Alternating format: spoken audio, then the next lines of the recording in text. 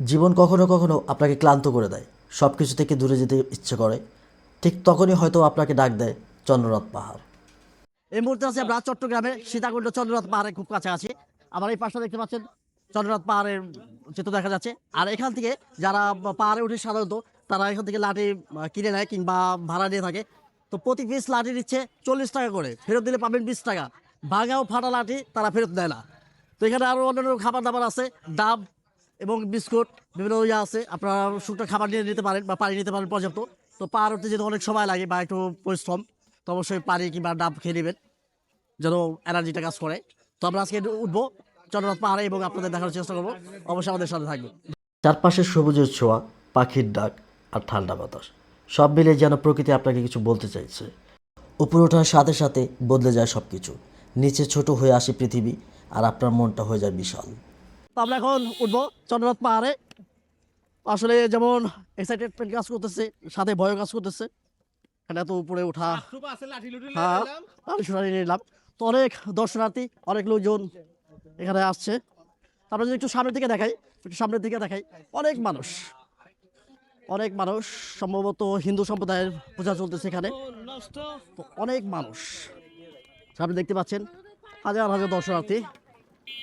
তো বেশ এক্সাইটমেন্ট কাজ করছে। অনেক সুন্দর একটা জায়গা আজকে আমরা এক্সপ্লোর করবো, চন্দ্রনাথ পাহাড়, চট্টগ্রাম সীতাকুণ্ড।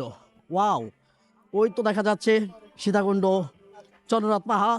চূড়ায় রয়েছে চন্দ্রনাথ মন্দির, যেখানে শুধু ধর্ম নয়, শান্তি খুঁজে পান সবাই। এখানে দাঁড়িয়ে মনে হবে আপনি আর আপনার চিন্তা দুটোই হালকা হয়ে গেছে।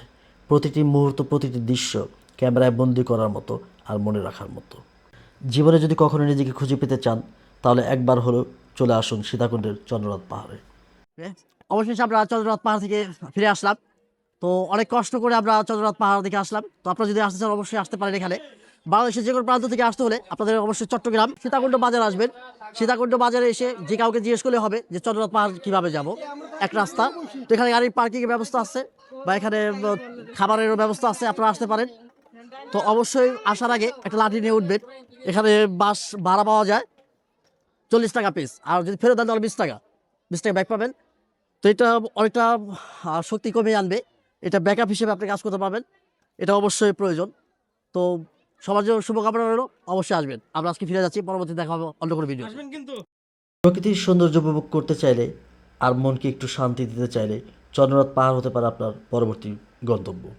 তাহলে আর দেরি কেন, ঘুরে আসুন সীতাকুণ্ডের চন্দ্রনাথ পাহাড় থেকে, মনটা অনেক শান্তি পাবে।